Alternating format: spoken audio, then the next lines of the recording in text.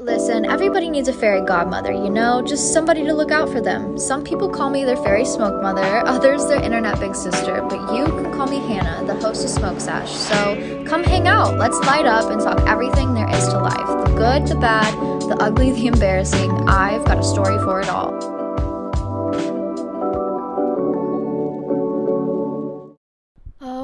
Wow. Hello, hotties, and welcome back to another episode of Smoke Sesh. My name is Hannah, your host, and I'm so excited to be back this week with you all. How the hell are we all doing? Are we hanging in there? Are we doing the best we can? Last week, it was like pre-snowstorm, and then all of a sudden we just got slammed with about 10 inches of snow. Now it's 50 degrees outside. All the snow is gone. The whiplash that I am receiving right now is insane, but I did go outside yesterday to 50-degree weather and it felt like I popped Molly, which was like amazing for my brain. Genuinely, I'm like, I need to get outside more. I need to be active. I need to be taking advantage of this good weather, especially after being inside for so long. It's like, oh my God, who knows if another snowstorm is coming? Like, might as well enjoy it while it lasts. But I hope you're all doing well. I don't have a lot to catch you guys up on. I got a little sick this past weekend. I don't really know what with. It was so odd. I mean, I've had every illness under the sun, so I can usually pinpoint like what is going on with my body. Like COVID, I've had it a few times, so when COVID hits, I usually know like the symptoms and the signs. But the flu, I mean, like all of you many a times, but I don't know if this was just like a really bad cold or what. I was supposed to actually go to Omaha this weekend to visit family, my niece, my nephew, my brother, my sister-in-law, and just travel with my parents, see all the kiddos and spend some time with them. But I worked a Friday shift, which Friday shift was a shit show in itself. My restaurant has basically doubled in size, but our staff is not doubled in size, and someone called out. So it was me and another girl running the entire restaurant. And my God, I'm at the point in my serving era where I feel like I'm in like almost to my retiree phase. So it takes a lot for me to really get overwhelmed in the serving industry. It takes a lot for me to like kind of get like lost in my thoughts or lost in the process. But Friday was definitely a shit show. I was like, listen, if you get some bad reviews tonight, like I genuinely was doing the best I can. I genuinely was just like attempting to stay afloat. Okay, like, so sorry, Mr. Manager, but like you deal with those Yelp reviews. I'm gonna stay sane and simply just try and power through. But my God, it was so incredibly awful. And my restaurant's a busy restaurant, but this was just, it was next level. It was oof, like I'm thinking back to that Friday shift, like I'm having war flashbacks. Genuinely, I was walking up to tables and being like, I am so sorry. My favorite excuse, not even excuse, like if you work in the restaurant industry, be honest with people. Like if shit's taking a long time in the kitchen, tell them like why. I'll be like, literally sorry, half the people called out, we're doing the best we can. People just like to know what's going on. It's when you're sitting there waiting for like 30 minutes and you don't know what's happening that people start to get pissed off. So I'm a big truth teller, especially in my serving style. So every table I walked up to, I'm like, listen, we're so sorry, it seems a little busy, we are just really short staffed. I highly apologize. Buying every table like free dessert. Like, listen, please just don't take it personally. Come back another day where we're fully staffed. But made it through that. My God. But by the end of the shift, I could feel like that illness fully infiltrate my brain and my body. I was walking around as if I was just numb. I have not felt numb in a long time, but my whole body just felt like radio static, and so did my brain. And I made it home at like 2 a.m. and it was just like my parents were going to be there to pick me up at 7 a.m. It was not going to work. I called my mom that morning. I like didn't sleep at all that night because my neighbor downstairs is literally smoking so many cigarettes constantly. Girl, is this the fucking 60s? What is happening? If you don't see this background soon, it's because I probably will be moving very soon. I cannot deal with it anymore. So it was the cigarette smoke accompanied by this extreme exhaustion, but also like my triggered fight or flight brain from work, accompanied by body chills and aches from a fever. Like, girl, I was fighting demons that I have never faced before that night. And I called my mom that morning and I was like, it's not happening. It's so sorry. Love you. It's not happening. I just can't do it. I can't make it. Like, I need a full day to completely rest and recover. So I was out of it pretty much all weekend, just not feeling the best, trying to rest, do the best I can. And here we are today. Oh, Monday. Well, Tuesday when you're listening to this, but things are looking up a little bit. I feel like I've fully come back into myself. I'm feeling, fully rested and recovered and excited to kind of celebrate the day with you all today. But please wash your hands, eat your vitamin C, make sure you are drinking enough water. I don't know what the fuck I caught, but you guys do not want it. You do not want it. Trust me on that. Also, the universe is looking out for me. Praise God. Amen. I all of a sudden feel religious, but at the beginning of that crazy shift, I got a call and there is this like specialty cat clinic in Kansas City that I sent I genuinely am like a helicopter mom at this point. Like, my poor little kitty cat, he's doing fine right now. He seems okay. He seems to be healing well. But like these fucking anal gland issues, I'm like, I mean, the last time it was like 1 month after. So right now we're kind of nearing the 1 month point, and I'm really just like keeping my fingers crossed and trying to play with him enough, trying to make sure he's eating enough, getting hydrated enough. If I could take on the pain of my cat and like take on his ailments, I physically would. Like, I'm trying to think about the most painful thing I've ever gone through, my IUD experience. I would get 10 IUDs if it meant that he didn't have to go through this anymore. Genuinely, I'm like, I would rather experience this pain than this poor little baby who just deserves to live an amazing, comfortable, happy life. Like, this poor guy. So anyways, I sent this cat clinic like not a panicked, but a, hey, I'm desperate, reaching out email. Like, my poor boy is dealing with these anal gland issues. The vet I'm seeing is wonderful, but I feel like we go there, they're like, great, he's doing great. And then we leave, and then we have to come back again. Like, it's the same thing because we're really not getting to the issue. They seem to have only experienced this with dogs. They don't really have experienced this with cats. Like, please, I would love to see a specialist. They were not accepting new clients. I got on their wait list 2 months ago, but they were like, yeah, we'll probably start accepting new clients in a year. So I was like, fuck it. Let me just send an email. Listen, if you ask for something, people are most likely going to say yes. You just have to be brave enough to ask for it. And I learned that very quickly in my early 20s, where it's like, what's the worst they're going to say? No? Cool. Well, I already assumed it was going to be no. So why not ask and see what's really going on? So I sent an email. I'm like, hey, my poor little baby, he's having butt problems. Like, that's literally no fun. Is there any way you can maybe sneak us in? And as this shift is getting so fucking crazy busy, I hear my phone buzz and I'm kind of like busy doing something. And then like, I usually don't check my phone when I'm super busy on the floor, but for some reason I was like, okay, well, let me just pull it out and check because, I did get like multiple buzzes, and it was this clinic calling me back.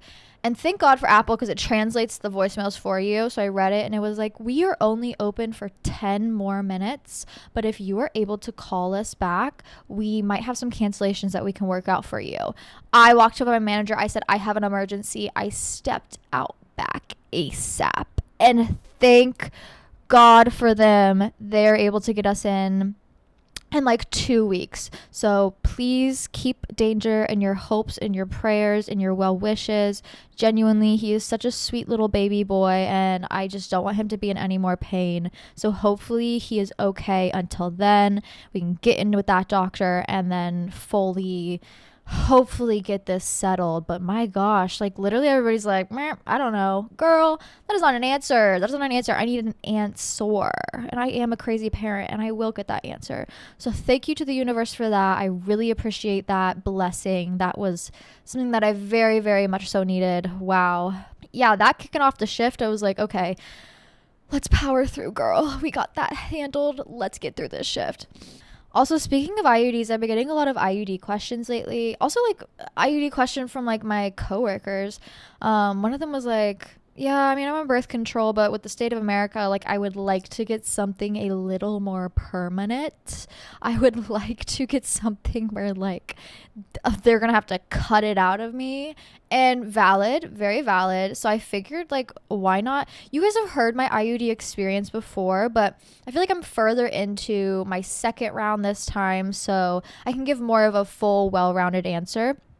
But like I said, I am on my second IUD. My first round, I don't mean to fearmonger, it was awful. I don't think you will have an experience like I did on my first round, because like the first time I got my IUD, it was when they were like first kind of hitting the market again. I mean, IUDs have been in and out of the market for quite some time, I think since like the 70s, but the round that we're thinking now, like the Mirena, the copper, the basics that we have now, when they first hit the market, that's when I got mine. It was back in like 2018. I went to Planned Parenthood, which, shout out, fantastic. My problem was I got in there and they were like, I was in nursing school and they were like, oh, there's a student doctor here, like they've never seen an IUD placement before. Is there any way you would be willing to, you know, have them just view the procedure? And me being a nursing student, I'm like, listen, I'm going to be in their position sometime, and you know, if it's something that I need to watch, then yeah, sure, like I totally get it. Let's get your education in, babe. Like bring them in here. Fuck it. Anyways, let's not do that. You can say no to that. And actually, when it comes to your IUD, I highly encourage saying no to it, because when I tell you what, they went 10 times slower so they could explain each step along the way.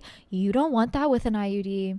You don't want that with an IUD. You want them in and out in 0.2 seconds. You don't want to be on that table for like minutes having them slowly insert this thing into you. I'm getting lightheaded thinking about it. So that was kind of my fault. Also, the funny little thing about being a woman and going to the doctor is they are not going to advocate for pain management for you. They're not. I don't know what it is with modern medicine thinking that women can just handle anything without any sort of pain medication. Girl, like, we're human too. I do have nerve endings down there. I do need pain medication. Your doctors are usually not going to advocate for pain medication unless you ask for it. So the second round, after having my horrible first time insertion, which, to be fair, after that insertion, I had a very easy time. My first one was 3 years. So 3 years later, I was like, oh shit, okay, I guess it's time for another one.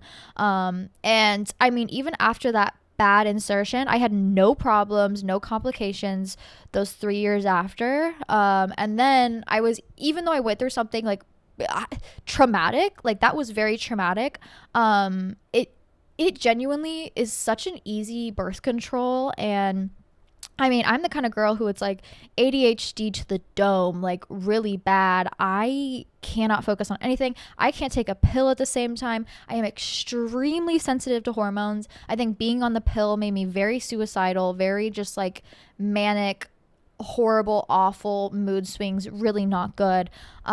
It's very located hormones, so I felt like it wasn't fully affecting me in a negative way. I had really heavy periods and it made my periods much lighter.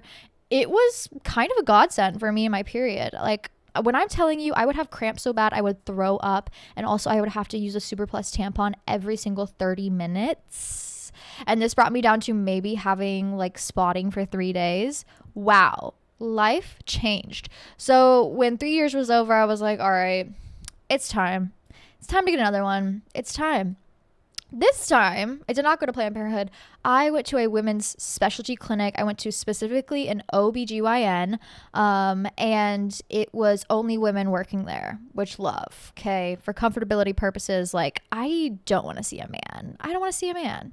I don't want to see a man, especially when it comes to my women's health. Like, just give me the women. I'm sorry. Yes, I will be sexist in this moment. Like, that's just me. It's my comfortability. I don't give a fuck. So I found a women's specialty clinic and I saw them, and I was really honest about like my fear and my trauma, and also like pain management. Like, I need those good pillies. I need you to use like local anesthetic if you can. Like, whatever you can legally give me, girl, I need that, because the 2 ibuprofen that you tell me to take before is not going to cut it. So she heard me. She, supported me. She understood me. Also, if you have a boyfriend and you are getting an IUD, bring them with. Bring them with. I made my boyfriend sit right next to me, look inside my hoo-ha while they did this. I said, if you are going to be reaping the benefits and I have to go through this, you have to be there next to me. You have to take care of me the whole next week. Like, you got to watch this happen. You got to experience this alongside me. There is no going along with life, thinking, oh, my girl just got an IUD, whatever. No. Nope. You're experiencing this with me. Bitch, sit down, put on some scrubs, look up in there. All right. So unfortunately, I did not get a pill, like a pain pill. But what really did genuinely help was they were able to put like a spray, a local anesthetic spray. They were like, we have a shot or we have a spray. No shots are going in my cervix. There's not going to be a needle put in my cervix. That's not happening. All right. I am a strong, independent woman, but not like that. So I opted for the spray, and genuinely, I think most of the discomfort comes from having to hold your cervix in place because they have to place it. And the local anesthetic spray made it so when they had to like kind of, position my cervix in the right direction, I felt nothing.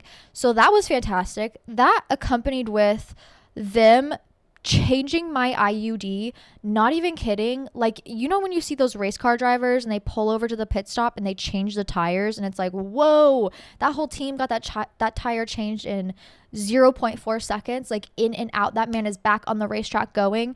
That's what I felt like happened inside my body. It was fantastic. It was fantastic. And that came from me just doing research on where I was going, B, me advocating for myself and my pain management, and C, really trusting my doctor, talking to them, making sure I trusted them, learning about their how many times they've done this. She was like, no, like the nurse I do this with literally placed mine like in this same building. Like, a girl I just laid down and the nurse just put it inside me. She's like, no, me and the nurses, like the doctors and the nurses, they are locked in. They have done this so many times. So the fact that my doctor had one and the nurse knew how to do this and they've done it a million times, I felt very comfortable. And wow, my second experience was chef's kiss, fantastic. But what's hilarious is I look over, I'm like, oh my god, that was so much easier. Like, oh my, like, that high you get after getting your ears pierced, or like, I don't know, any sort of piercing, tattoo. That's what it felt like. And I look over my boyfriend, he is ghost white, about to pass out. I'm like, bitch, nothing even happened to you. Like, don't even play right now. Like, you cannot pass out. Nothing happened to you. All you did was see this happen. But like, honestly, they should be there. You are going to be nutting in me raw for the next 5 years. You might as well, see the pain I'm going through. But that was hilarious. I was like, bitch, sit up. There's no juice and crackers for you. No. But my second time around, fantastic. Really great. I got a different one. I got the Mirena, which is 5 years. Actually, I think it was 5 years, but they kind of have realized that it's more like 8. So this IUD is going to, for a split second of pain, slight cramping afterwards, I highly recommend, they have like sticky heating pads, wearing one of those during your insertion. And then just like changing them out periodically afterwards, making sure you take the day off after you get your IUD, making sure you're not on your feet, making sure you're comfortable, cozy, taking care of yourself. After about that first day and that little bit of cramping that first day, fantastic.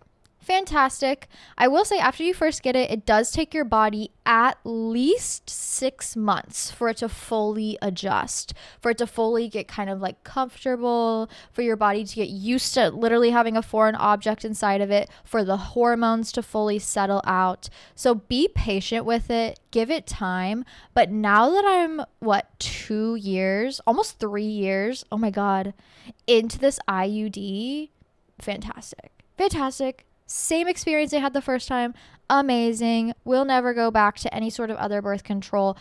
You know, not to be like you need this, but if it's something you think about, highly recommend doing so, especially with the state of the world now. And like just genuinely, I think protecting yourself sexually is the most important thing to do.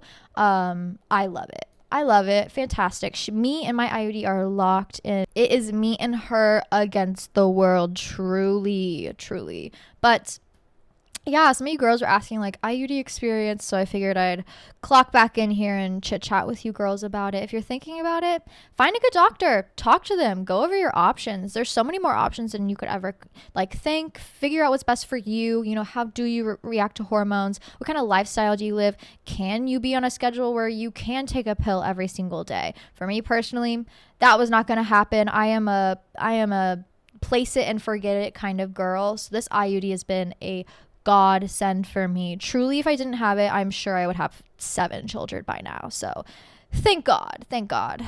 One last thing. IUDs are expensive, but there are people who will pay for you. Like I said, you know, ask and you shall receive, or like, don't be afraid to ask. What's the worst thing they're going to say? No.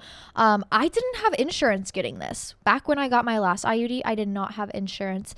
And a 8-year Mirena IUD, I know this because I received the bill, with the procedure, with everything, at least $2,000. Okay. You're like, bitch, I can't fucking afford that. And I hear you. I hear you. That's what I told my doctor. And she was like, well, there are groups, pro-choice groups, pro-women's health groups who have funds who pay for women to get these things, so then they are protected. You know, like, let's reach out to a couple of these. Like, the women's health center I went to, they were like, well, we work pretty close with a few of them, so, you know, we'll reach out to them on your behalf and see if any of them will provide you a grant. And literally a week later, they were like, congratulations, it's paid for. Oh, yeah.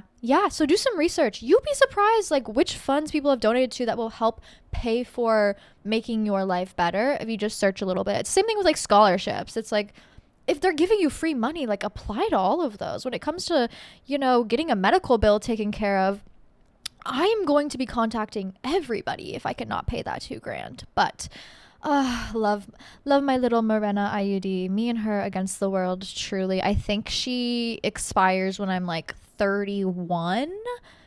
Are you kidding me? Fantastic. We love. Anyways, enough about my pussy. What's on your guys' mind? Let's see what questions you have for the week and let's get right into it. Oh, one more side note. I'm purging my closet. I realized I just have too many clothes, and I'm kind of a hoarder in the sense of like I'm like a sentimental hoarder, where it's like, well, maybe I'll wear that one day, or maybe I want to pass that down to my child. That's not happening. So I listed a bunch of things on Depop. I think like 42 items. A couple of them have been sold, but everything on there right now I think is under $30, under $35. My Depop is Smoke Sesh Shoddy, but the Shoddy has 2 Y's. You'll find me, trust. But if you want to shop my closet, I uploaded a bunch on there, and I will be doing so continuously. Like I said, everything is very cheap. I just have realized like I need to get it. It needs to go to a good home. Right now, it's just sitting in a dark closet, and that's not what that piece of clothing deserves. It deserves somebody who's gonna wear it and love it endlessly. So if you want to do some shopping, visit me there. Holy shit, we have so many questions this week. We have like 1,500 questions. The girls are clocked in. They are locked in. Maybe we'll do a little bit of a longer episode. Fuck it. I am like 3 espresso shots deep. I'm like, let's get it going. You know what I mean? How many plants do you have and what are they? What's your favorite? So all these plants you see behind me, they're pothos plants. I really could not keep anything alive for the life of me until I started getting pothos plants, and these bad boys are so easy to take care of. They'll tell you when they need water. Their leaves just get like a little shriveled, a little shrunken up when they need a good chug of water. They grow super fast. These you can't see, but they're literally trailing all along my floor. I like all of these are at least 10 feet long. They barely touched the floor when I first moved in here, so they've probably grown 5 feet in the past 2 years. They're easy to propagate. You literally just cut a hunk off and put it in water. Once it grows 2 roots, you can plant it and it'll grow like wildfire. That, and then I started venturing into monsteras, which you can kind of see my big boy monstera over here. This was a gift from one of my old managers. She got me a propagation and I finally planted it. And once I planted it, it started going cuckoo bananas. And monsteras are a lot easier to take care of than I really ever thought. They're kind of like pothos in the same way of propagation. I haven't tried propagating any, but the propagation I got, she was just like, just leave it in water until it grows roots and then plant it. Easy peasy. And the monstera doesn't really tell you when it needs water. More so, I just water it once a week. I give it a good jug of water once a week and it seems pretty happy.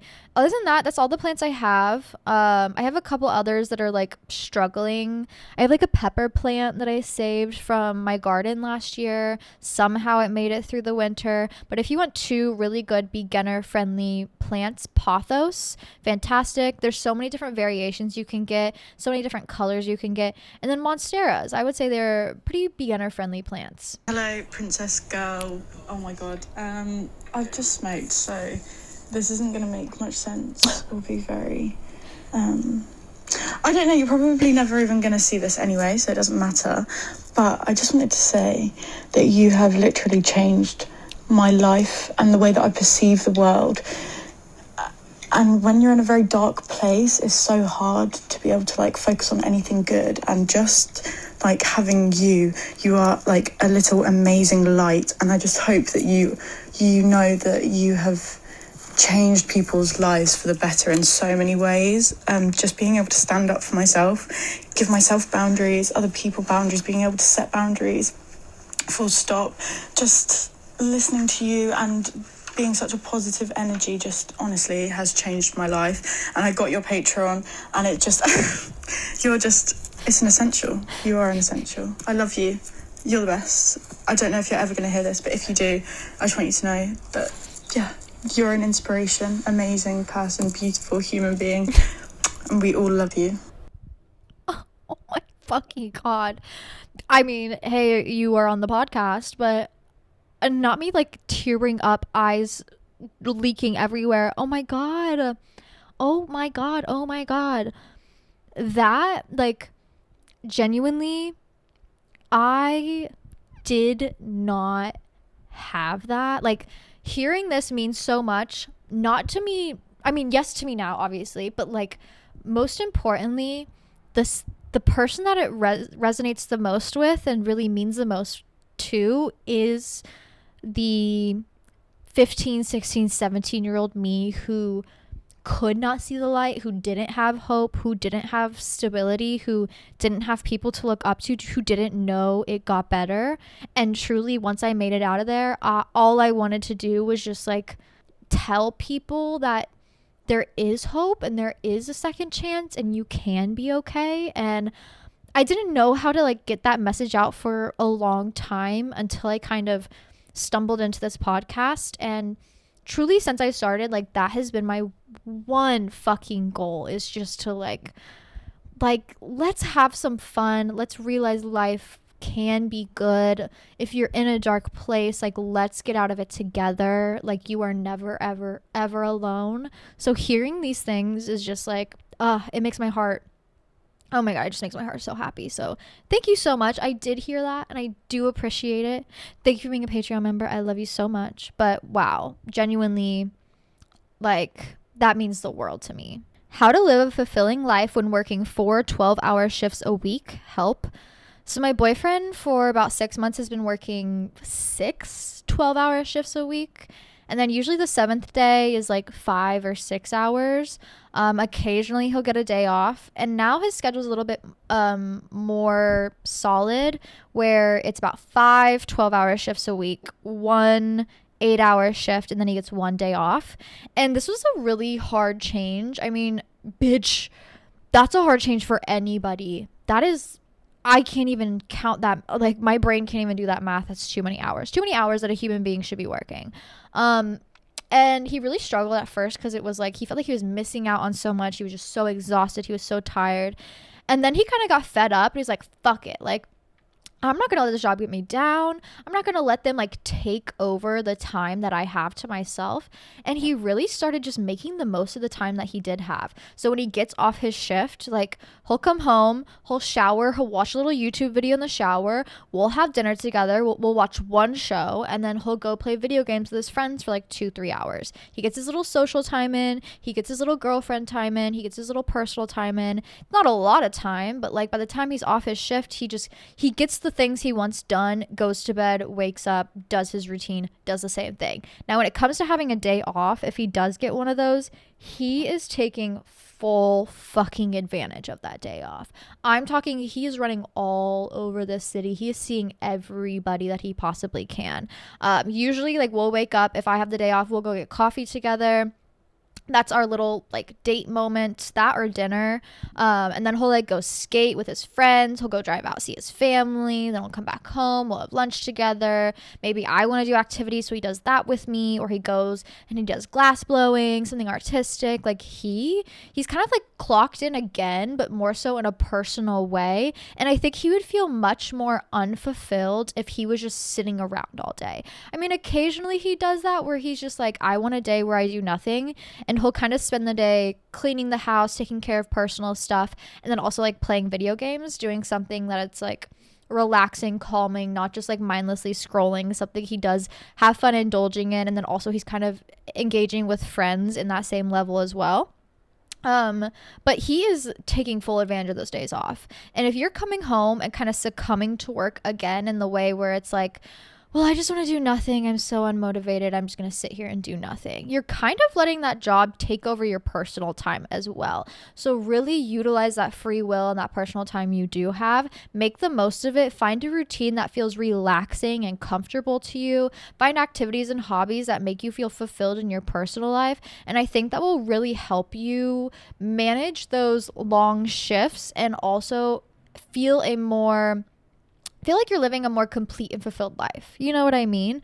But yeah, he did, like, when he was first working this job, it was just like, I'm exhausted, I'm doing nothing. Like, and then he realized, like, wow, I am letting this job take advantage of every single moment I have, even when I'm not clocked in. Like, I can't do that anymore. I gotta just, even if I don't have motivation, I gotta find the motivation in me to just get out, to accomplish those things that I want to accomplish, to do those tasks, to hang out with those friends, because, bitch, this is the day I get. So take full advantage of it. That's what I would say. Being a good GF to a homebody BF as a party girl. Ooh.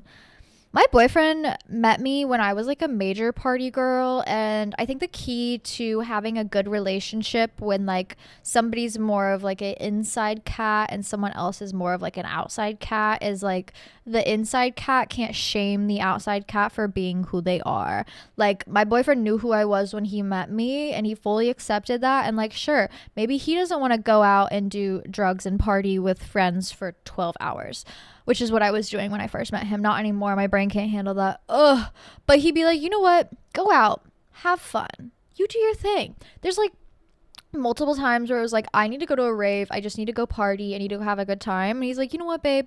You go do that. You go have a good time. I'm going to be here when you get off. Like, just come back. You know, as long as you end up back in this bed, I'm happy. So it was more so like, it works out. You just gotta be not afraid to, you can't let your relationship control you. You can't take on other people's personalities, or you can't hinder your personality because someone else is different. The same way, like, Your partner needs to uplift and support your personality, even if it is different as well. I see too many like outgoing social girls kind of date these insecure inside men, and the men kind of want to trap them. They want to trap them inside. I've been this girl. This is how I know this. But they want to trap them inside. They want to hide them from the world. No, you can't go do that. Or if you they won't say you can't do something, but it's like if you want to go do something out, they'll just throw a fit, cause a fight. So then you're so emotionally turmoiled, you won't go out. Like, it's a cycle, it's a trap. So as long as your boyfriend is supporting you in these endeavors and kind of just like, you know what, go out, have fun, like keep me updated, just be safe and, end up back at home and we have no problem. I think that's how, you make that situation really work. And I honestly think the relationships where it's like, someone's more of a party person and someone's more of an inside person, as long as both individuals are healed, that is the perfect relationship.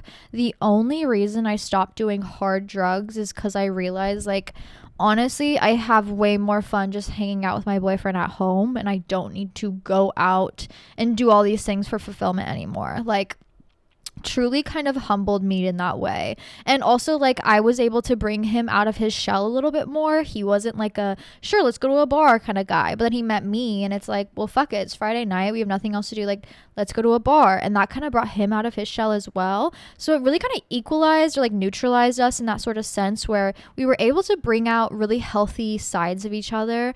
And I think it's like the perfect relationship dynamic as long as both are healed. Like I said, if you have a man that is trying to control you emotionally or like hinder you from being yourself in any sort of way, not good. Not good. Hey babes, this is my first call in, but my question is, how do I not let nostalgia consume me? Like, I'm nostalgic about every single moment I've ever lived in my entire life. And I don't really know how to stop that. I just kind of lay in my bed and think about all of my experiences and miss all of them at the same time, which is a good thing, but it also does kind of consume my brain. So any advice would be very much appreciated. Love you, queen.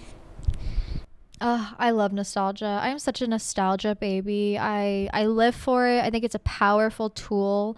I think it's important to have to be able to like look back on your life and appreciate it for what it is. But I also think it's important to like appreciate the moment you're in. And when it comes to nostalgia, like, you know how you're like, I low-key like love laying in bed and thinking back on the past and how good it was. The only reason those moments were as good as they were is because you took full advantage of those moments and lived your life fully in those moments. So nostalgia can consume and really place you in this sense of like stagnancy because it makes you live almost in a different era where you should be living now. But the best way to continue that nostalgia, which I love nostalgia in the aspect of how you're kind of living it, where it's like, oh, I miss those moments. That was so good, which I think you should feel for life. I think nostalgia is important. I mean, all my tattoos are about nostalgia, but the best way to like keep having those moments throughout life is to live your life fully right here, right now. Look back in fondness, yes. Don't live in the past. Experience the now, appreciate it now, because before you know it, it's going to be gone and it's just going to be another one of those nostalgic thoughts. But like I said, in order to kind of keep experience those wonderful, like looking back on the past moments, you have to live now fully. Help, my boyfriend's dick is actually huge. Tips for handling it confidently. Oh, well, I hope not like painfully huge. Here's the thing. Each dick you gotta find the right one for you. It's like Cinderella's slipper. Like, does the slipper fit, And if it doesn't fit and it's just painful, it might not be that fun. My best tip here is if he is well endowed, just make sure you are doing enough foreplay, because naturally how the human body works is, or at least, the vagina, how it works is when you get hornier, you obviously get wetter, duh. And also, like, your body starts naturally making more room to fit that inside of you because it's kind of like preparing for that action. It's preparing to receive, you know what I mean? So as long as you are fully like turned on, erect, but in the female way, you know what I mean? Then I think you will have a much easier time. Being on top is not going to be the best option for you. I find sometimes, oddly enough, doggy style is easier. Like sometimes, I mean, throughout your cycle, at least for me personally, my uterus kind of moves positions. And when it's in a position where I feel like the canal is a little bit smaller than it is natural, like usually, doggy style is usually the style where I'm like, okay, there's no pain, you know, we can fit it in, we can do the best we can here. Missionary is also great because you can kind of control a little bit more, but on top is gonna be rough because it's like, I mean, you can control definitely a little bit more, but I mean, that's just a lot. It's a lot to take, you know? So make sure you are fully ready to receive and switch positions, try them all out, feel out what feels best for you, take it slow. But yeah, my best tip here is just make sure you are fully ready. Make sure he is taking care of you before you take care of him. Tips for budgeting while still smoking. I love weed, but feel irresponsible buying it. I mean, if you're spending like way too much fucking money on it, then I can see how that's going to be a problem. But I think if you budget like your weed usage the same way you would budget, I mean, your grocery hauls, then I think you can make it work. Obviously, you have to give up like some sort of budget somewhere to make room for that weed budget. But, you know, if you really think about your usage, I mean, you shouldn't be smoking like $1,000 a month. Honestly, you shouldn't even be smoking like a couple $100s a month. I think that's personally not a lifestyle that like is sustainable.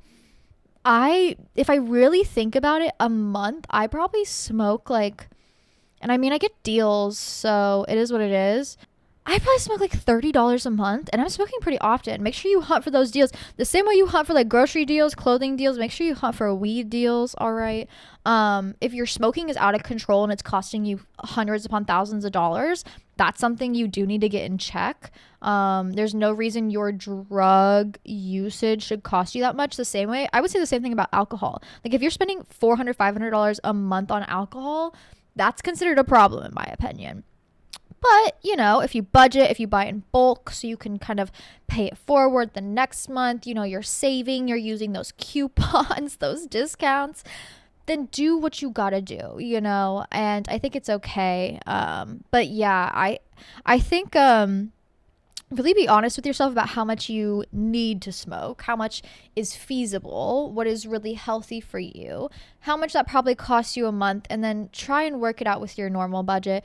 Recently, I learned about the 50-20-30 rule when it comes to budgeting, and that has completely changed how I have been budgeting my monthly expenses. So 50 of it is supposed to go to like rent, utilities, health insurance, anything that's like a necessary reoccurring payment, car payments, phone bills, anything like that.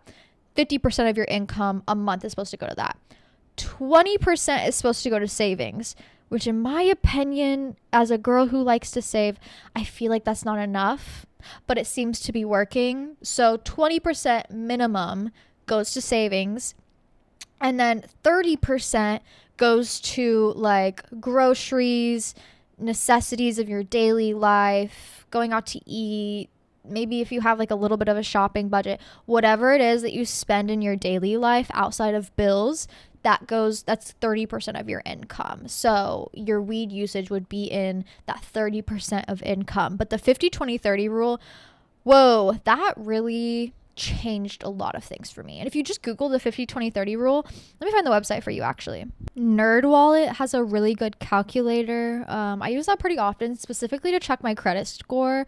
And then also specifically, I was using it's called opers.org. OPERS.org 50-20-30 rule. They have a calculator that was really helpful on kind of like figuring out where most of my expenses were going, rebudgeting, and kind of following that rule a little bit better. So that is Hannah's financial tip of the day for you. I have been learning so much about finances. This year, 2025, is very much so the year of like, get your shit together. Get it together. You've been riding, you've been coasting. It's been really nice, to be honest. But like, we need to find a home without cigarette smoke. We need to find a home with a driveway and a backyard. We need to find, better ways of spending and saving. We got to take care of those finances, be aware of them, cancel those subscriptions. Something I did that was very big, I canceled my Amazon subscription this March. I will not be buying anything from Amazon at all. If I can't leave my house and go shopping for it, I will not be purchasing. Something I've realized recently is that like side quests are really underrated, and the reason I feel like I'm not living a fulfilling life is because I'm not outside. And I do think this is a little bit of like lockdown brain. I got so comfortable being inside. I got so comfortable with myself here where I am, and a little bit of like a social anxiety about going outside. And then I realized, oh my God, I am just continuing that social anxiety by not going outside, by having everything shipped directly to my front doorstep, groceries to my front doorstep, Amazon to my front doorstep, anything I needed, like only leaving the house for work. That's about it. Wow, my world feels so small. Let's cancel that Amazon subscription. Let's force ourselves outside of the house. Let's stop supporting billionaires who literally want to break the world in half and does not give a fuck about us. Like, I can't do it anymore. Side quests are so underrated. Simply like going and getting groceries, sure, anxiety. I am using every single one of my DBT and coping mechanism skills just to get to the grocery store. But by the time I get home, I feel like I've gone on a little adventure. Okay, say I need a new book. Okay, well, I'm gonna go to Barnes and Noble. I'm gonna go experience Barnes and Noble. I'm gonna go hunt down that book. I'm gonna go talk to that cashier. I'm gonna go talk to the little old lady who's also looking for the same book. Experience life, experience community. I feel like that is so underrated. And I think mostly, like, I live in a big city, but it's not like a walkable city, which is why I feel like I don't experience that as much. I'm sure if you live in like New York and LA, you're out of the house a little bit more. But here, I feel like I'm kind of I want to force myself into it. 2026, like I said, 2025, like I said, hello girl, let's not jump ahead, is all about like upgrading, figuring your shit out, being more of an adult. For me personally, that'll come naturally once you hit your mid-20s. Don't rush it. Like, you will get there naturally. If you feel like you're not there, don't worry. You got to take it one step at a time. It's all a learning process. A big thing with that learning process is just like challenging yourself. Can you do it? You can, but like, can you see it through? Do you want to do better? Do you want to achieve these things? So I'm kind of forcing myself into some new challenges to kind of help that growth happen. So one of those challenges financially, we are canceling all subscriptions. I canceled all my subscriptions. I have my subscriptions such as like what I'm putting into my finances. Those are important subscriptions. And subscriptions like utilities and rent, you can consider that a subscription, monthly reoccurring payment. But like subscribing to an app, we can't be doing that anymore. Nope. Subscribing to Amazon for what? It's not worth it, in my opinion. So I'm cutting all of those out of my life because, I probably have at least $200 of reoccurring payments that could be going into savings. Like, not worth it. Let's force myself out of the house a little bit more. And then also, beginning in March, I'm starting the Artist's Way. I'll be taking you along with me as we kind of navigate through it. I will be doing more of a deep in-depth dive on my Patreon. So if you want to maybe follow with me with the Artist's Way or kind of see my experience, join me on Patreon, patreon.com/smokesashshoddy. But also, I'll keep you guys updated here. I think it's like a 12-month course where, you are really just challenging yourself as an artist, challenging yourself as an individual, challenging your ego, really challenging your creative ability, and your ability to kind of thrive in that creator mindset. It's something that I think I need. I think it'll be really good for me. I think it'll bring in a lot of blessings, a lot of understandings about myself, more confidence, less ego. It's important. So if you like to join, come join. But challenges are the only way to grow. And if you aren't facing enough if you're not facing enough challenges, which I'm sure we all are, but like, if you are specifically wanting to grow in certain ways that involve like individuality and your relation to self, you do kind of have to implement those challenges yourself. There's so much you can learn from the world, but also like, how do you want to grow? Where do you want to grow? Ask yourself those things and, you know, force yourself outside of the box a little bit. I think it's important. Speaking of finances, you guys, big exciting news. I bought tickets to Japan. I did. I pulled the plug. We were like, it's the one thing that I wanted to do this year. It was the one thing. I was like, sure, national parks sound fantastic. Sure, birthday trip sounds fantastic. But nothing was really calling to me like Japan was. And hopefully by November they figure out the whole plane situation. I'm not flying anytime soon, but I'll be going to Japan in November for about a week. I get anything longer than a week, I get really homesick and like I don't want to leave my cat for that long. So I'm going for a week. If you've been to Japan, have any tips, let me know. But that was my one big purchase. We got round trip tickets. If you're thinking about it, we got round trip tickets for like $700. Are you kidding me? That's how much it would cost to fly anywhere in the US right now for round trip. So round trip tickets, $700 to Japan, where everything's also cheaper. Yeah. Yep. We had to purchase. We're going for my boyfriend's birthday too. He hasn't traveled anywhere for his birthday, I think, ever. So I was like, fuck my birthday. Like, love you, babe. November will be perfect for Japan. Like, let's go. So that was my one big spend this year. It'll be my one big, like, personal challenge as well, because I've only ever traveled outside of the US to Mexico. So this will be really fun. It'll be a really good self challenge. And yes, I'm very excited. But if you have tips and tricks, let me know. Hey Hannah, love the pod so much. I just wanted to come on here and ask your advice for a situation with my ex. Basically, we've been split up for a month now. He broke up with me, but during this time, he's been randomly messaging me, like, small talk. Like, we left off on really good terms, you know, and we've even talked about possibly being, like, friends in the future, but obviously understanding that space. But it's at a point where, you know, he's messaging me frequently from time to time, and he just asked me to, like, out of the blue, asked me to go to a festival with him in Florida, like a 3-day festival, even though we just talked about there needing to be space because, like, we still have feelings for each other. So, and it's just confusing me and making it complicated, and I don't know what to do. So I would love your advice. Thank you.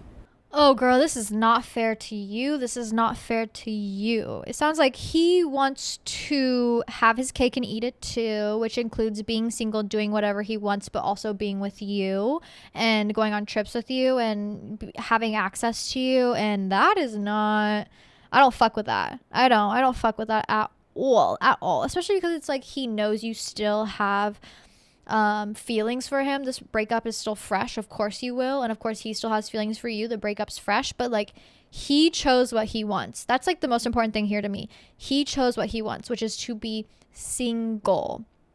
And it's so hard because I'm not necessarily against being friends with exes, but when you are in that phase of like learning to kind of like love yourself and understand that this relationship's not going to work, you do need that distance in between.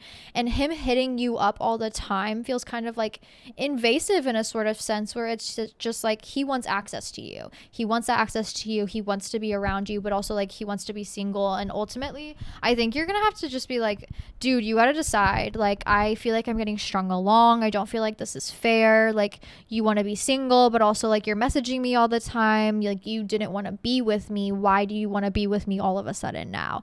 I think that's a conversation that I would have where it's like, sure, we can be friends, but like you're kind of like playing with my heart, and that's just not fair at all. Now if he's rich and he's gonna pay for a whole weekend, girl, fuck it. As long as he has that hotel booked, that flight booked, and everything paid for, I mean, go to Florida, enjoy your time. But do I ultimately deep down in my heart feel like it's gonna be a hot fucking mess? Yeah, he could be also regretting his decision. I mean, did he give you a reason why you broke up? Was it just like, I don't want to be together? Then sure. But like, he could be regretting what he did. I think a conversation would be very productive in a neutral place. Maybe even just a phone call. I think a phone call would be good. Like, don't do this in person. Phone call, hey, I'm confused. You wanted nothing to do with me, which is why you broke up with me. Why are we messaging all the time? What do you want? I think you need to ask him straight up, what do you want from this life? And make him give you an answer. If he's back and forth on that bullshit, you know, he's confused and he shouldn't be confusing your world as well. That's why I think the period in between a breakup where you don't speak is very important so you can become more individualized again. But I think that's a harsh conversation that you're going to have, or if you feel like that this is just not good for you, if it's like messing with your head, if he's messing with your head and you know that, you know, he broke up with you and doesn't want to be with you, and you know, is that a person you want to be with? Is this a relationship that you want to continue? Or is this something that you need distance from? Like, take distance from it. That's okay. You can set those boundaries and take that space if you need it. Don't let him play with your heartstrings like that if it's something that's really terrorizing your life, because I understand how that can terrorize your life outside of a relationship. I've been there.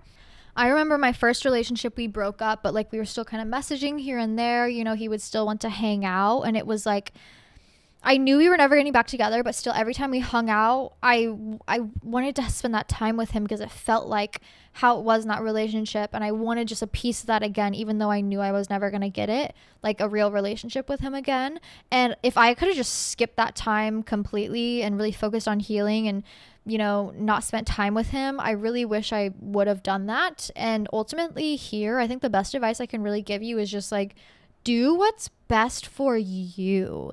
Do what's best for you. If you still want a relationship with him and you're like, you know what, nothing bad really happened other than the breakup and I'm willing to fight, fuck it. Have that conversation. Ask him, what do you want? I'm confused.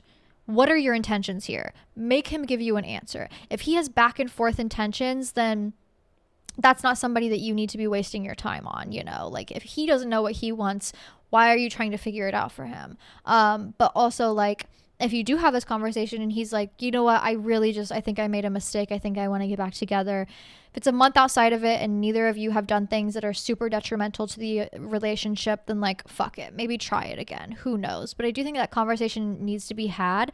And also a conversation with yourself. Like, how do you feel?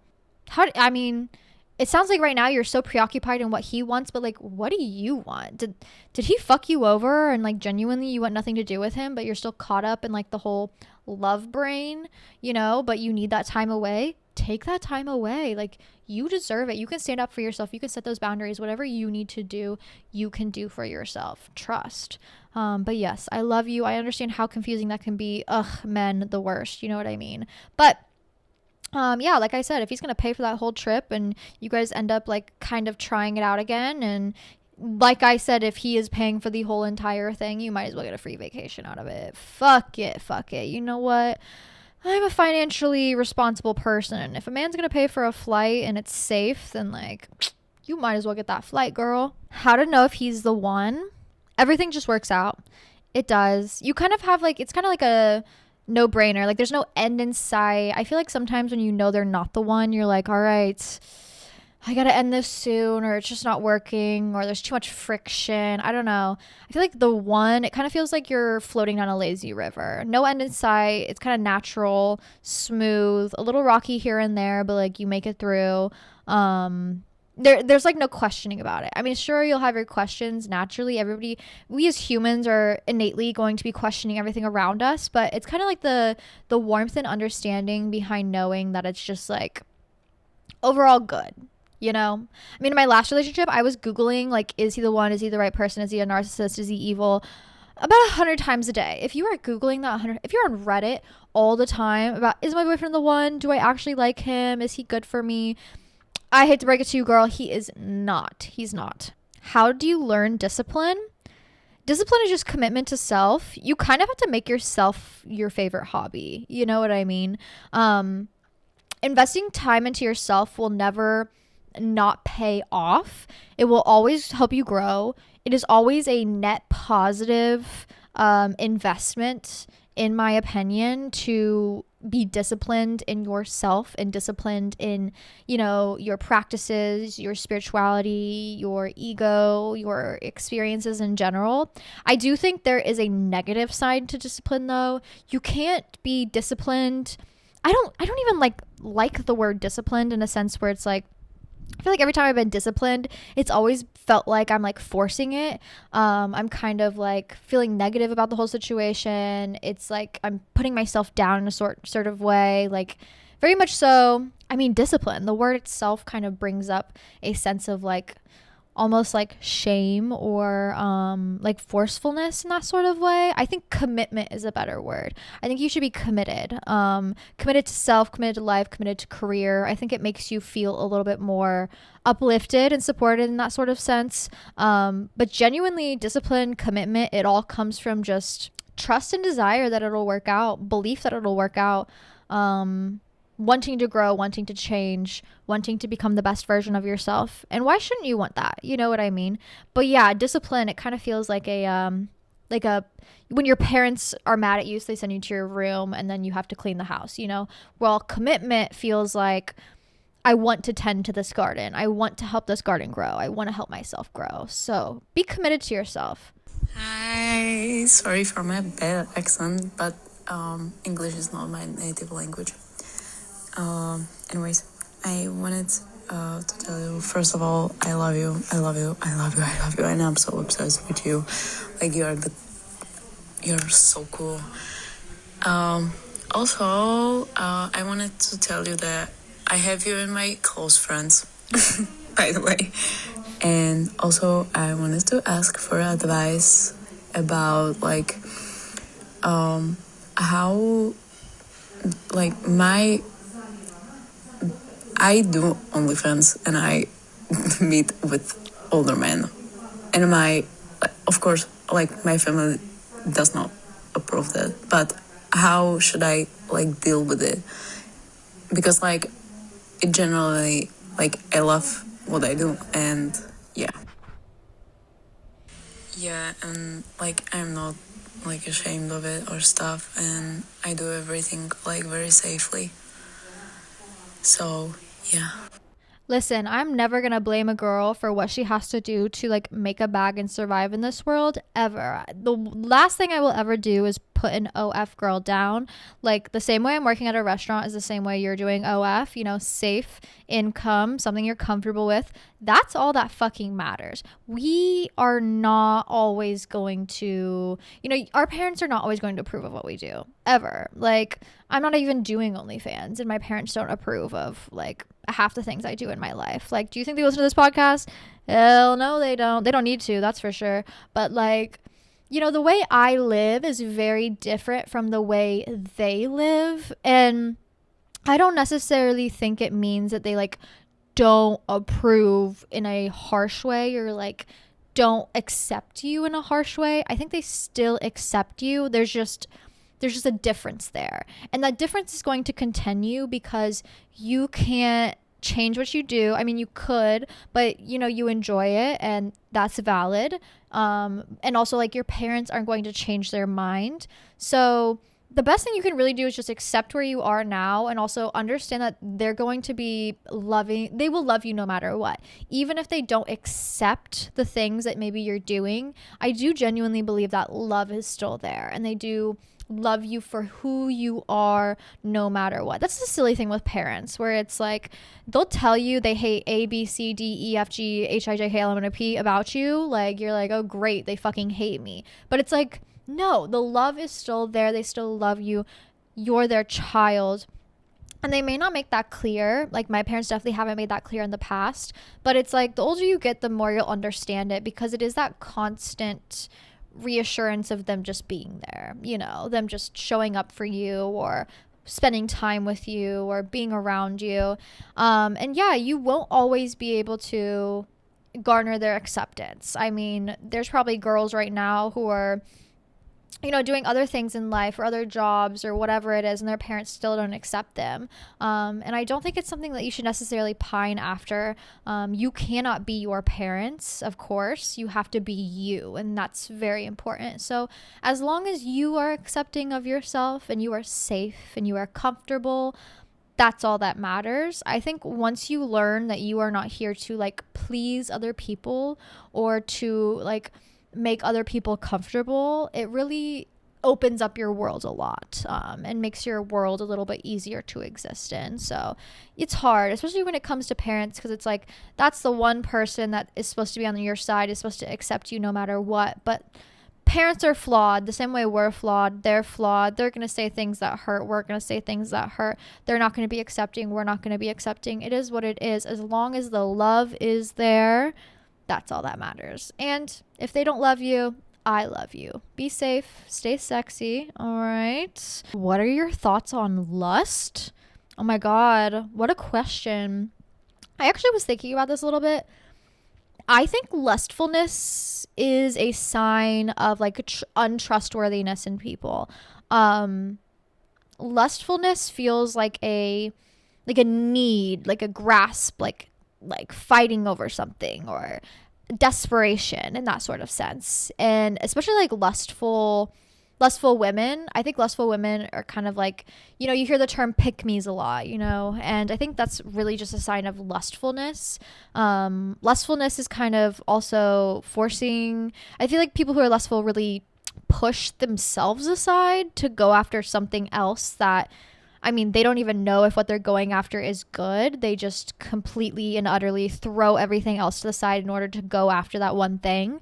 And I think a lot of people who involve themselves with like lustful men or women end up being hurt because ultimately you are not a second thought to them. I think lustfulness can be deceiving. I think lustfulness can be honestly very hurtful, especially like a lustful man. I think a lustful man is dangerous. Lustful men, very dangerous. They don't give a fuck about you. They only care about what's next, who's next, going after something so completely random that they have no idea if it's good or bad for them, truly will throw you to the side. I think lustfulness is dangerous, and I think it puts a lot of people in some very sticky situations. I think we see a lot of like the male validation, the pick-me status, the situationships, the experiences like that due to lustfulness, due to desire to want and be wanted, but not in a healthy way, more so in a consumption way, more so in a I need to consume, I need to be consumed, I want that, so I'm going to throw everything else to the side in order to get it. Like I desire that thing, so desire is more important than things that are maybe more stable or more real in my life. And I think that's a kind of a dangerous emotion, unless you're listening to Lana Del Rey's Lust for Life. That's the only lust that I approve of, because like true lust for self, lust for life, sure, but lust I feel like in general is more of a desiring term of other people, of other things, and truly of throwing everything else out the window in order to receive those things. I think it's dangerous, especially like if you are around lustful women who are lusting after men and their attention. I think a lot of other women get hurt by these women because they get put in situations where the men are favored and they aren't. Their safety isn't favored, but the men's are. Maybe they're pushed aside in order to receive that validation from men. And I also think lustful men are dangerous because they might want you one second and then completely throw you to the side in order to go receive something else the next second. They're untrustworthy. They're uncommitted. They truly also like aren't connected to themselves, because I think when people are connected to themselves and their wants and their desires, they aren't lustful in that sort of way. They know how to handle things a little bit more with balance, more with understanding, rather than only desire and only like that innate hungry need and desire to feel fulfilled. Thinking about switching career paths, but there will be a pay cut / starting over. How do I know? I heard this thing the other day. I think I was listening to a podcast where on average people have like about 8 careers in their lifetime. I think we're sold this idea where it's like you get one career, it's what you major in college, and that's what you do for the rest of your life. And sure, for some people it's that way, but for most people, I think genuinely they do change careers very, very, very often, more often than you would think. Whether it's due to pay, whether it's due to desire of, needing something better, desire of, having different wants and needs, or feeling more fulfilled in a certain sense. And if something's not working and you do feel the call of action to somewhere else, I think you not giving into that is a disservice to yourself and a disservice to like your intuition and your desires in that sort of way. Obviously, you make the smart choice, but a pay cut is something you can work with. Budgeting, bam, that solves that issue. Starting over on the totem pole, that's something you can work with just with time and energy and work ethic. You can quickly work your way up. I don't think you should let those things dictate you. Of course, like if you need to pay your bills, make sure you can pay your bills. I am not someone who's going to be like, yeah, just quit your job and then don't do anything until you find something. Like, don't quit until you have something to replace it, obviously. Be smart in that sort of way. But if it's just a minor pay cut where like maybe you can't throw as much into savings as you want, or you can't spend as much for fun as you want, but it's something that makes you feel like your soul and your career wise more fulfilled, I think that payoff is worth it, and the money will come to you sooner than you think. So 8 careers in your lifetime, literally. I'm on career number two. First one, childcare, nannying. Second one, service industry. Third one, hopefully tattooing. Very soon.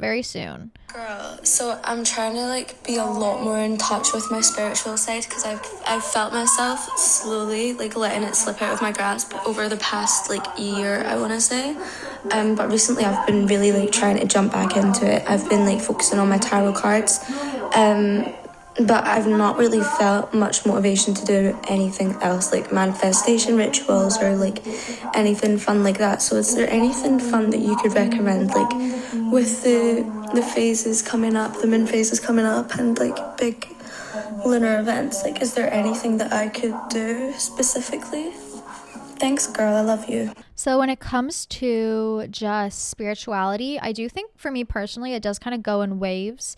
And, spirituality is all about like intuition and following that intuition. And if right now your intuition isn't calling to it, that's okay. Like I feel like that's totally fine. Like I said, mine goes in waves pretty often where it's like, okay, I'm fully tapped into my spiritual side versus like maybe I'm a little more consumed with life. I don't have enough time for it. Making time for it the same way you make time for hobbies is always nice. But yeah, like like you said, there's a bunch of kind of a little bit important astrology things coming up. So let's go ahead and chat about it. Where do you get your horoscope updates? I love the weekly ones we get from you.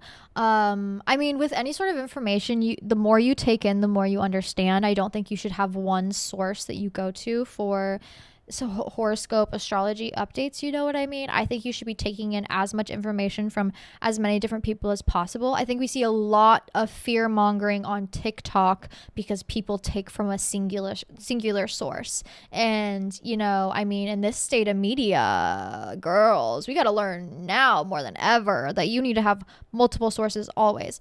So I'm usually reading about like 5 to 10 articles before I make a full understood kind of prediction or theorization on what's happening. Speaking of, I've been seeing a lot of March. Just fear mongering when it comes to astrology. We do have eclipse season starting, so I kind of understand the fear, but like truly when it comes to astrology, like it's all about, if you think about it, it's all about like energy intake and output. And if you are able to alchemize the energy and figure out where you want to put it, you should be able to have a positive experience. But if you let that fear mongering really sit in your soul and you truly believe that something bad's going to happen, like bitch, you're gonna manifest that shit. So whenever I give astrology updates, I try to stay as positive as possible while also like just giving you the signs and warning signs to look out for. Before we get into March astrology though, I did want to just give the girls a full rundown. I'm talking like paragraph after paragraph, like talk about a Substack article. It's on my Patreon though. I do give like weekly astrology updates. We do have some stuff coming up the end of February 24th, which is today, actually Monday. It'll be 25th when you're listening to this, which thank God. Mars is actually going direct in the sign of Gemini. I'm so excited. Me as a Gemini, I'm like, thank God. Thank God we catch a break, you know what I mean? But this will bring a breath of fresh air to us that we really need during this time. Mars is considered as the planet of courage, boldness, and bravery. Whenever Mars transits, whether it's a retrograde or direct action, it has the power to cause quick, significant changes.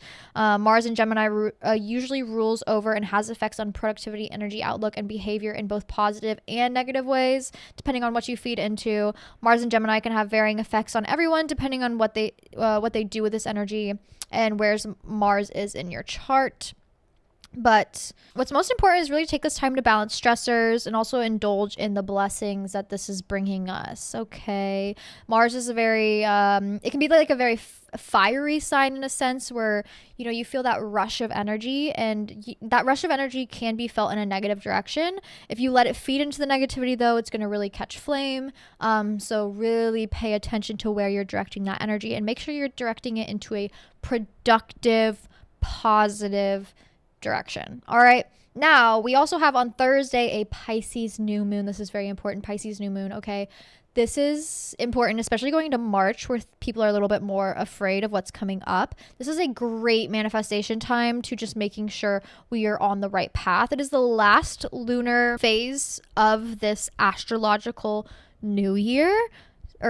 So we will be seeing a lot of like, you know, full-fledged cycles ending. We'll be opening our eyes a little bit more to what's happening. We'll be seeing signs and symptoms of behaviors that maybe we don't enjoy. We'll be wanting to bring in newness, start fresh. It'll be a good one. Also, since it's in Pisces, the new moon will connect us to ourselves and the spiritual, so emotions might be heightened.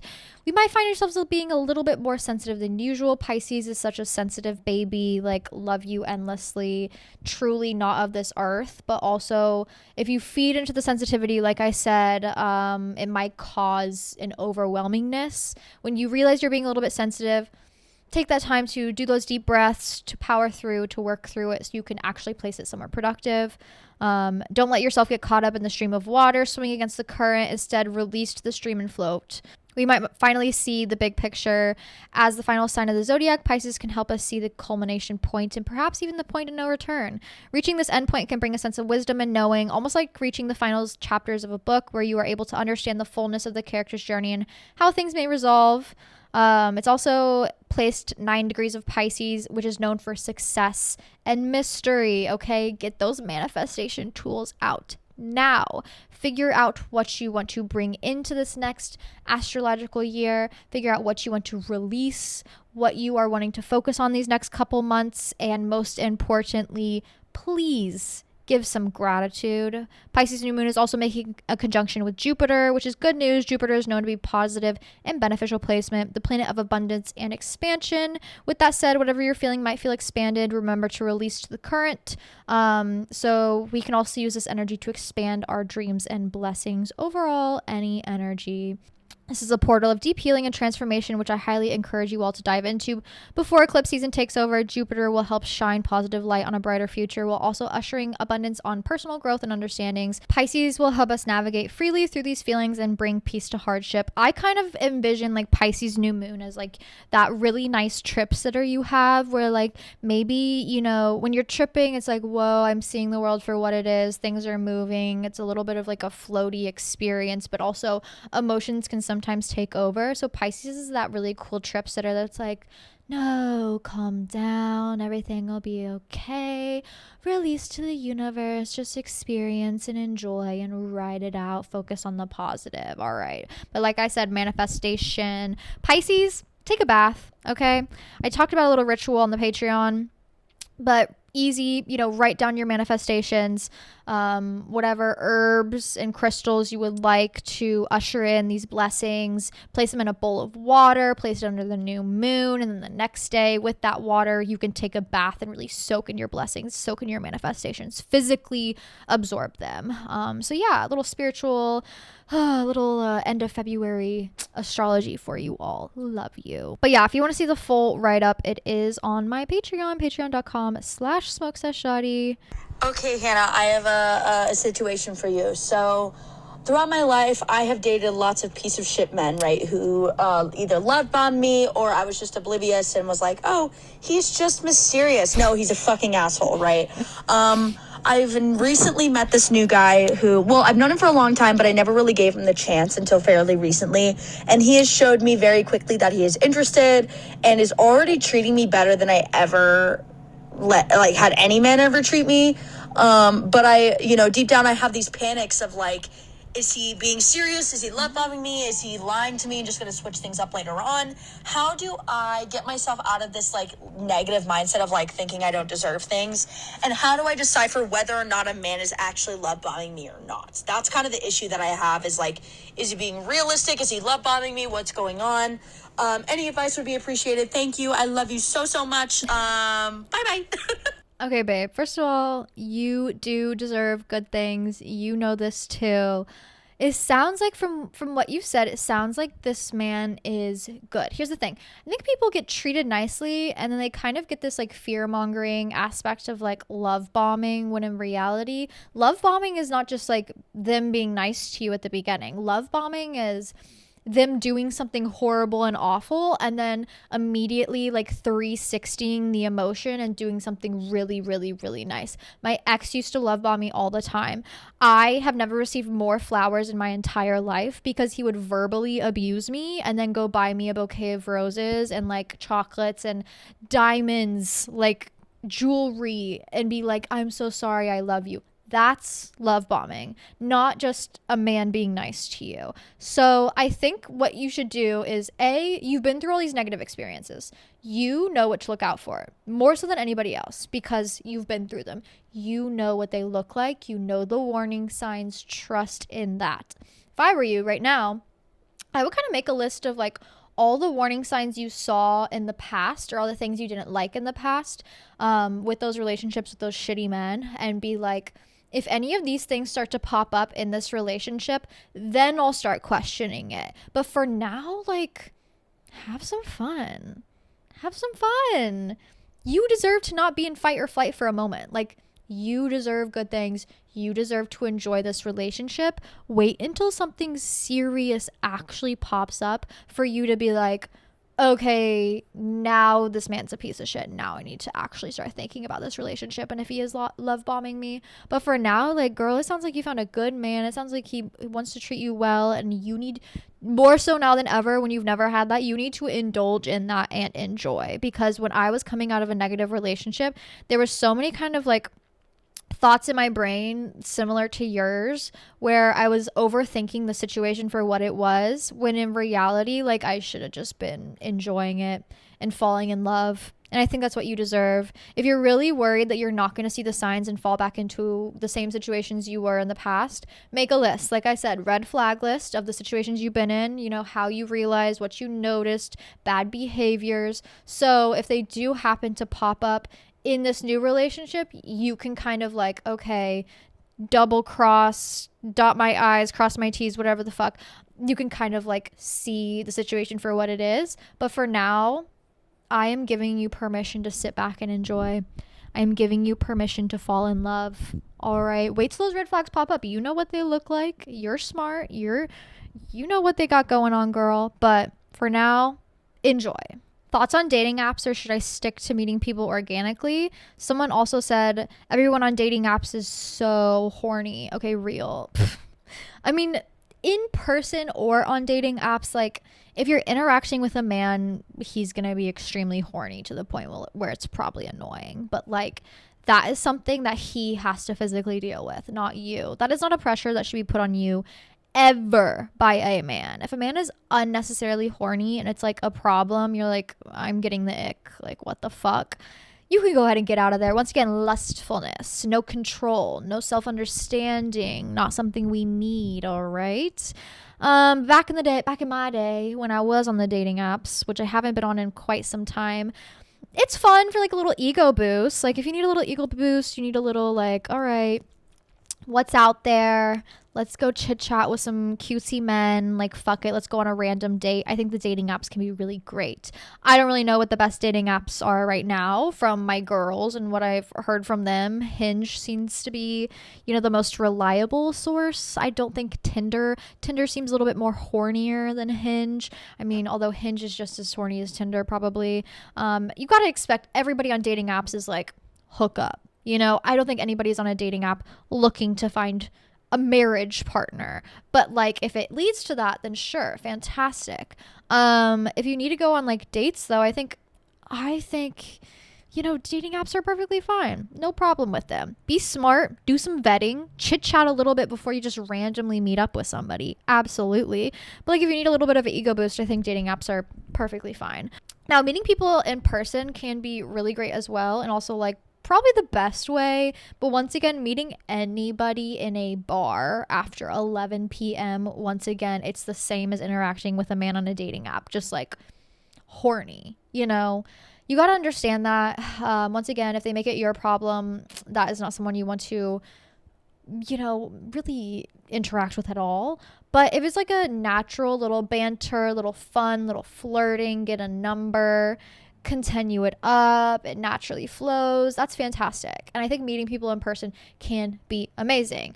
Bars, clubs, no, not clubs, I take that back. Cute little small indie bars, concerts, small shows, local events, things like that, I think are great ways to meet people in person, and kind of the IRL version of dating apps. You know what I mean? Both are pretty much the same in my opinion. I don't think one is better than the other. I takeaway here really is just most men are horny and most men just want to fuck. And keep that in mind, please. You don't have to give in. And if he makes his horniness your problem, get out of there. Get out of there immediately. Please tell me some advice you'd want your 18 to 19 self to absolutely absorb. It's not that serious. It is not that serious. Have some fun. I mean, most importantly, don't have too much fun. Like 18, 19, you don't need to be doing all those drugs. You don't need to be getting into clubs with 30-year-olds. That's not necessary. Have 18 to 19-year-old fun where it's like, ooh, we somehow got a handle and we're drinking in the dorm rooms, or, oh, we're going to go to a little frat party, whatever it is. If you're out of high school, if you're in college, like freshman year, yeah, go have your little freshman college party scene fun. It's not that serious. School serious. If you're in college, take that shit seriously. All right.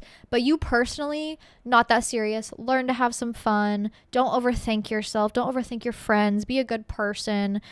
Stay in school. Don't go party with 30-year-olds. Also, you don't need a boyfriend. That's probably the most important thing. What do you do if your boyfriend calls you a C word during an argument, then hours later tells you he loves you for the first time?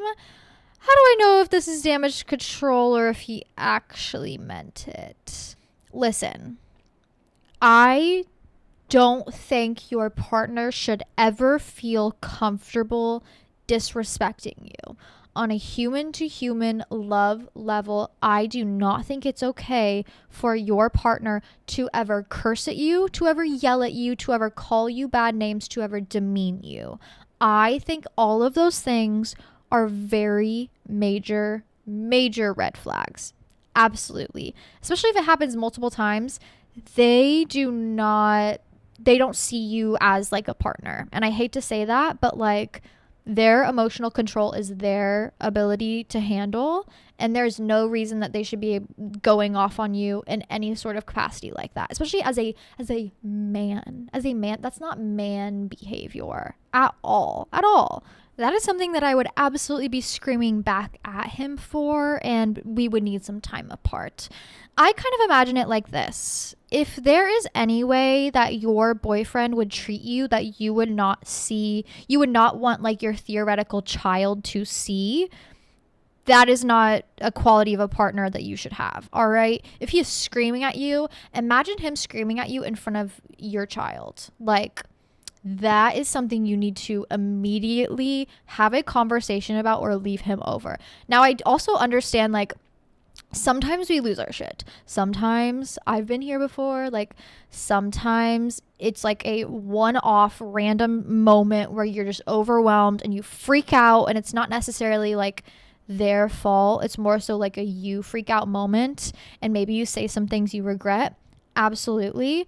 I don't think saying I love you for the first time is the time and place to do so. And I do think that is a manipulation tactic.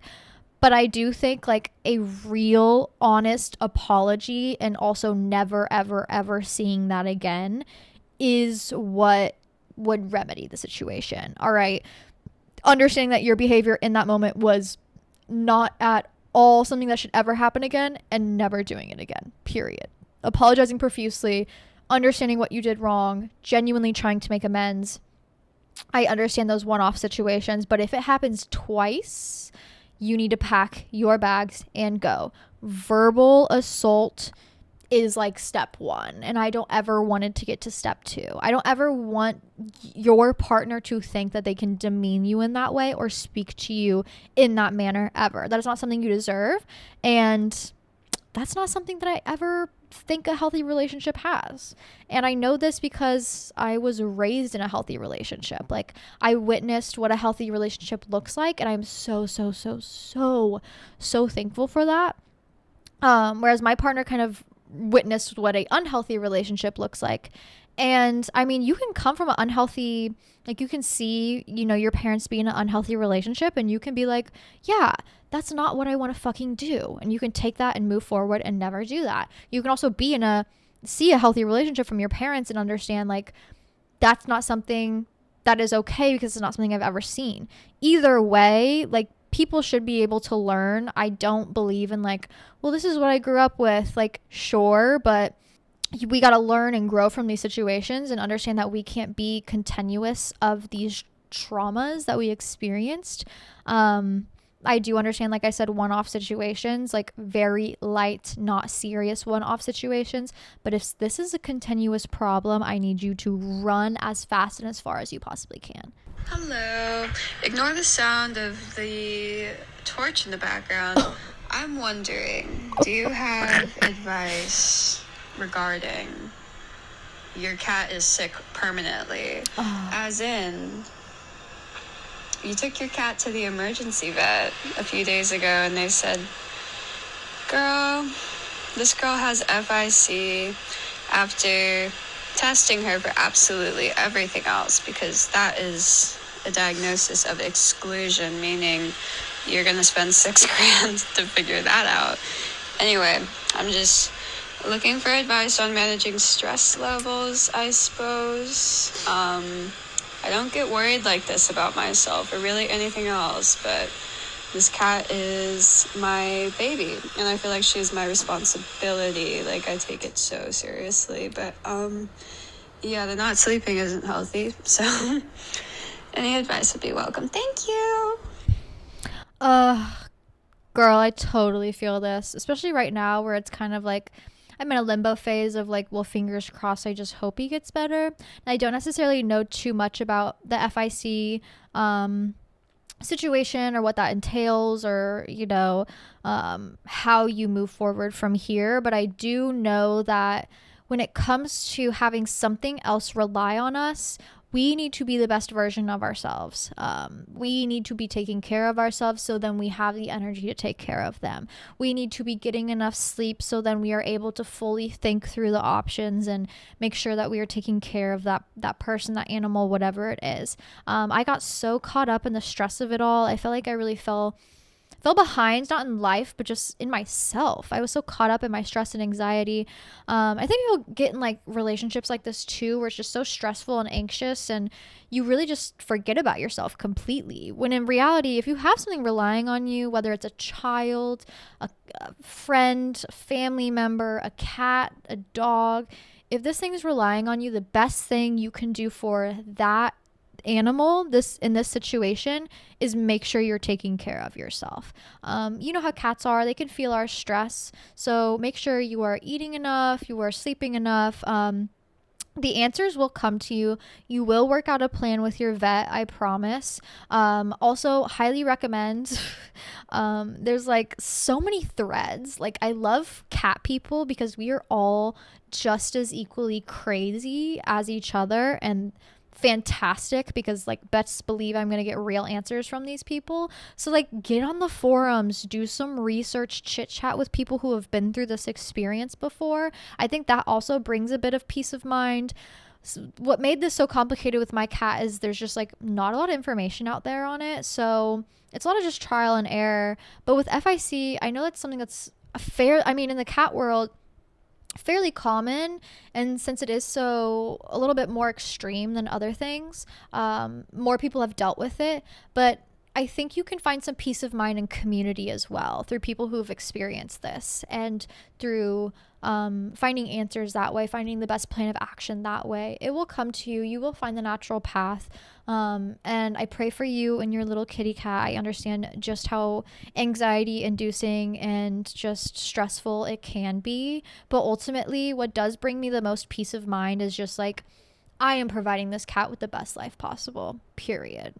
I am giving him his wet food, his special diet, his special treat. I am checking up on him. I am loving on him as much as he will physically allow me to.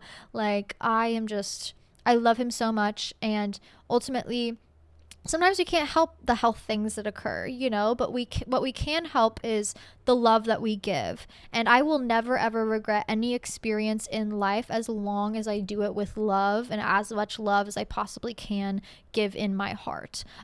So whether that's like relationship wise, if a relationship doesn't work out, fuck it, at least I loved with my full heart. If with my cat, like, eventually it is what it is, he's going to pass away at some point. Like, I wish I could make him live to 100, but it's just not God's plan. But ultimately, when that time comes, I will have the peace of mind of knowing that I truly, truly made this cat's life so good. I loved him so much. He was so loved in this lifetime. And I think that also provides so much peace to that anxiety. When you have unanswered questions, you're going to have that anxiety no matter what. So invest in community, talk to those doctors, be that crazy cat mom, get those answers, understand what best plan of action is good for you, take care of yourself, so then you're actually able to take care of the animal that's relying on you. You're able to make the best decisions because you're getting enough sleep, you're eating enough, you're able to take care of them because you are taking care of yourself. And last but not least, whatever it comes to, as long as you love that animal fully, that is all that matters in my mind. Give love unconditionally, give that animal the best life possible. That is truly, truly what brings me the most peace.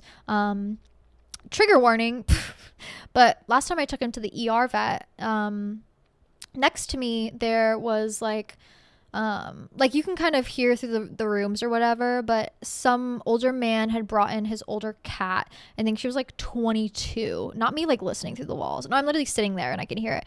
But he was there to put her down, and obviously there was no other option. She was 22, lived a full life, and the nurse was kind of like, all right, take your time, spend it with her. As soon as you're ready, like, ring this little doorbell or whatever, and we'll come start the procedure. And he was like, you know what? I have had a full 22 years with this cat. I have loved it endlessly. I know she is in pain right now. I know right now is not a good time for her. I know she is suffering right now, and I do not want to prolong it anymore. I have lived a full 22 years with this cat. I have lived a full life with this cat. I have given it so much love, and right now I know the next step of love is in front of me and I just have to take it. And I thought, like, at first I was like, okay, that's kind of cold-hearted, but second, I kind of thought about it for a second. I was like, you know what? True. So right. Like, that man has no regrets. That man knows exactly what that cat needs. That man is brave enough to take that next step. He is not selfish. He is understanding of what this cat needs in that time. And he knows in his heart that he has given as much love possible to this cat so that he feels like no regrets in that sort of sense. Like remorse, sure, but not so much where it's like I need to prolong 15 minutes of suffering just for like more time. Like he was like, no, I know what's good. And I knew he cared because after that he was like, and I know with the cremation services sometimes you do it in batches, but like I want her done alone. Like I want to get my cat back. I was like, nah, that man cares. You know what I mean? Like that man really cares. So that, like, in that moment, genuinely I was like, okay, that is the peace of mind I need, is just knowing fully that I love that animal unconditionally and I provide it the best life. So sounds like you're doing that. Sounds like, you know, the stress is there because it's an unknown situation. You will figure out the answers eventually. I mean, you sound passionate enough to find those answers. Find them in community, find them in threads, Reddit threads. I was literally on like like cats.com or whatever it is, like typing in like, please help somebody, give me some answers, is there been any experience with this, supplements, whatever it is. There's people out there who will help provide answers or like help you figure it out, so trust in that. And yes, love always. Love solves everything. But I feel you and your stress. Please take care of you. Your cat needs it right now. But with that being said, it's a little bit of a longer episode. I was like, I need to get through some of these questions. 1,500 questions. Like, we got to get through some of those, girl. I hope you had a fun little episode here today, though. I know I did. It's bright and sunshiny out. I am feeling the warmth. I am hot as hell in this sweater.